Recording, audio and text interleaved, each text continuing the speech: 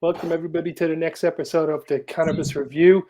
I'm delighted to be joined on this episode by Benjamin-Alexandre Jeanroy, who is the CEO of Augur Associates over in Paris and France. And the topic of today is going to be an overview of the French cannabis industry. Benjamin, how are you keeping today? I'm doing very fine. Thank you very much. It's a great coming back to work after a little bit of a break during Christmas. So it's great to be back. Yeah, you're either chomping at the bit to get back from work after that break, or it takes you another week or two to get yourself into gear. You're either one of those two people. So let's jump straight into things. Can you give everybody maybe a quick little overview of how you got into the cannabis industry and Augur Associates and the services you guys provide? Yeah, so I've been working for the past 10 years in drug policy. I started working at the UN, especially for UNODC, the Office for Drugs and Crime in Central America and Southeast Asia. And I came back to France about 7 years ago to work more on the civil society side of drug policy and more on the influence and lobbying aspect of it.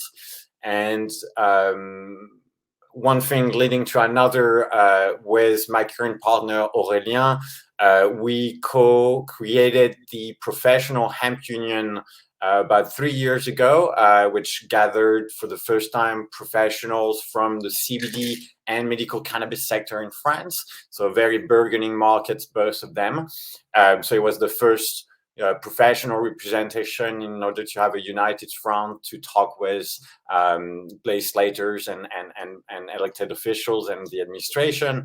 Managed the union for about a year. We produced several groundbreaking white papers that helped shape both markets regulations in the year afters. And about 3 years ago, we started to create Augur Associates.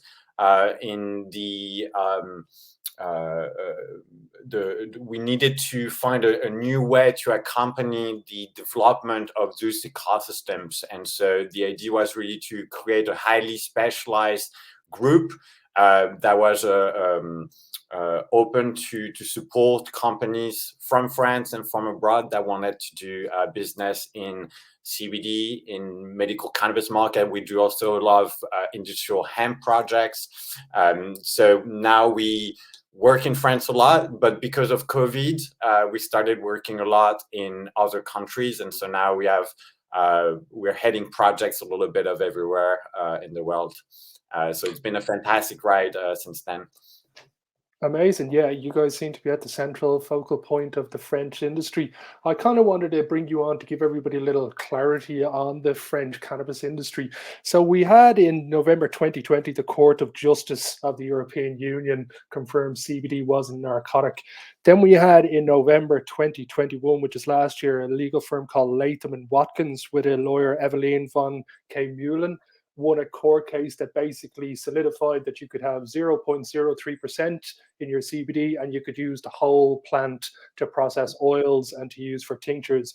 But then separately, CBD flower has been banned for sale. Have I summarized that correctly for where we are at the moment?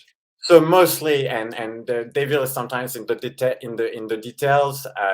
The 0.3% is not directly coming from the cannabis case, but more in the ongoing discussions at the reform for the agricultural common policy from the EU that's re-raised the bar at 0.3%, which it was prior to the end of the 90s, where upon lobbying efforts from the agricultural French, actually we lowered down at 0.2%. Interesting to know that it's not so much of a norm, but rather a limitation upon which farmers can receive subsidiaries from that agricultural common policy. So it's a little bit of this. And on the other side, flowers is open to sell, but only on B2B. So the issues is direct to consumer sale. Okay, so how would they see that? How would that make sense then if B2B? Oh, so it's just the processing of flower. They're allowed to sell Yeah. flower to each other. Okay, I get you. And you can understand that to a degree with the similarities with THC and CBD flower being almost identical, and the police not being kind of informed enough to be able to know the difference between the two flowers. So, do you see the flower? That's the official excuse, right? And Yeah. behind that, we do know it's a fallacy because it's not posing a problem in many other countries where they do have different markets and capacities for police forces to make the difference through very useful and easy, easy use types of monitors and testing kits.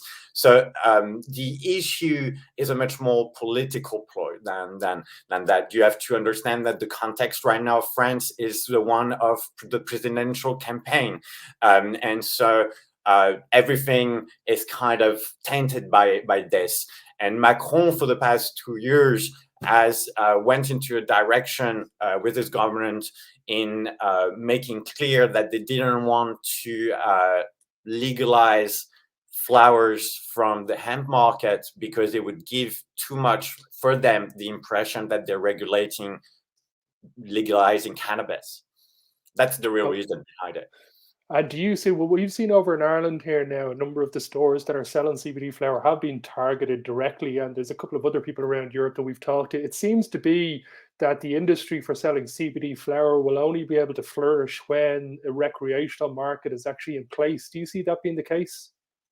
No, because I think it's already flourishing, and it's whatever governments want to try to do.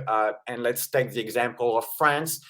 For the past 3 years, there's been up and downs of a repression against retailers, mainly of CBD flowers, with back and forth in that regard. So it's never been what we call in France a long fleuve tranquille, a long tranquil river.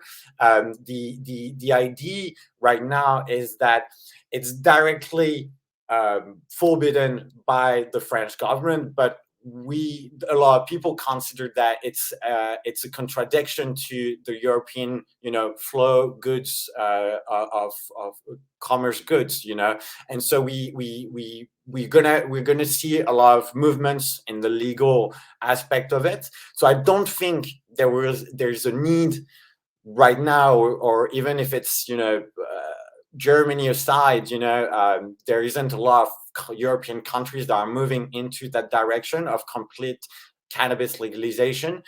But we do see, a use and a commerce of hemp flowers a little bit of everywhere. So I do think that depending of the country regulation, the market is more or less open, but it's going to be existing because in France, even if very hypothetically they stop selling flowers in every retail stores on the territory, there's still online marketplaces, and it suffices to change your website to put it on another server in another country and you're good to go.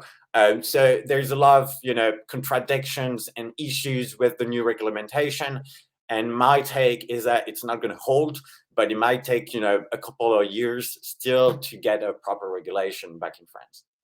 Okay, so you see the European ruling within time being the de facto ruling across all the European nations, and the governments will just have to abide by it, because we can see a number of different court cases from flower sellers happening all across Europe. So the argument isn't going to be able to withstand, do you think, over a long period of time? Well, I come from drug policies, and drug policies, when you look at the science, look at the data, that prohibition, whatever the substance, usually don't work and creates, unfathomable negative consequences that are much more harmful than the products in itself. And so there is a sense of denying reality. These products exist, the use of these products exist, and if we take the flower, it even hemp flowers, it even have very very strong helpful capacities in order to substitute more harmful products to this one. So we can consider that the wave is going to move forward. At which speed and what is going to be the tempo is going to change depending of each countries. But I do think indeed that there's no way around it. If the market is not properly legally regulated, it's going to be taken by the black market, and black market don't care about quality products, don't care about which age they're selling their products to, and obviously there's no taxes and all that. So it's a question about just recognizing reality and how can we reduce the harm of potential harmful products to the maximum, and not denying that those products and their usage exist. Yeah, couldn't agree with you more on that. I want to jump on to the second topic that I want to talk to you about, which is the cutting edge of cannabis. So, from the people that I've talked to so far, you can kind of start to paint a picture that Malta are becoming one of the leaders. They've got a enterprise board that have €1 million tech fund for the cannabis industry. Denmark have their ornamental flower industry, which gets backed by the government. Germany, I no doubt, are renowned entrepreneurs, and with the recent news, will have a number of different cutting edge technologies. Who do you see as the foremost experts in Europe when it comes to this cutting edge technology in cannabis? And is there a specific company or two that you think everybody should keep an eye on? I think it's a really good question. I think the sad truth, I think, is Europe is lagging behind a lot in comparison to what's going on in the US and Canada, and especially in Israel in terms of R&D and kind of tech development. I think we're lagging behind a lot, so it's very hard to find and I think it's a great news because it means that the leader spot in that domain is yet to be taken. So it's up to the government that will put in place the sufficient and proper regulation in order to foster proper R&D and entrepreneurship into those markets. I think Denmark is doing great things on the medical side. I think Germany is going to be the central actor and the norm maker for many of the markets, medical and social use. I think in both of things they're going to be become the leader. I think the UK has a vibrant ecosystem that is more or less being helped by their own national regulations. I think it's an interesting market to explore. I think there's great research that is being done in Spain right now. I think it's one of the country to look at it for clinical and observational studies of interest. And hopefully we'll have things in France. We have great people working on genetics, manipulation, and I think it's one of the greatest frontier that we're going to have in order to have personalized medicine in cannabis, which is, I think, the way to go forward. So yeah, I think it's an exciting time, and I think the competition is only starting. Yeah, I couldn't agree with you more. I think Israel are the tip of the spear at the moment when it comes to the R&D in this sector, and Europe has a lot to learn. But as I said, I think when Europe does get going, I think we're going to put on turbo skates and we'll catch up fairly quickly, if not exceed some of the territories already mentioned. I hope Ireland becomes one of the dominant players like we are in Europe, where we're the stepping stone between North America and Europe for a lot of services and various other segments of the industry. But I think it's an exciting 2022 we've got ahead for the year. Yeah, I agree. I think, working in cannabis is never tranquil. It's always new things happening. And so it helps build resilience, which I think is the number one quality that you need to have to work into those markets. But it's incredible because we're building as we're making it. It's always creating new things. Each client that we work with, it's kind of a new challenge and a different service that we haven't reproduced or done before, and hopefully we can help build the ecosystem in order to have weight, because today we're not taken seriously by some governments because it's still a fairly small industries. So we see the growth behind it. So we're quite certain that the balance will shift, and we're trying to move that shift as soon as possible. Amazing. Well, we just come up to our 15 minutes. I've been looking forward to talking to you a while, Benjamin, and it didn't disappoint. It was a clear and precise, informed conversation. So thank you very much for taking your time out of the day. For anybody who wants to know more about Augur Associates, you can see the website there. I highly recommend checking them out. And if you're a big European business, you should be get in contact with them. So Benjamin, you have a great rest of your day, and hopefully we can talk in a couple of months and see where France is at. Thank you so much. It was a pleasure exchanging with you, and I look forward in watching the new shows. Thank you so much, and bye-bye, Thanks, Ben. Ariel. Cheers, everybody. Bye-bye.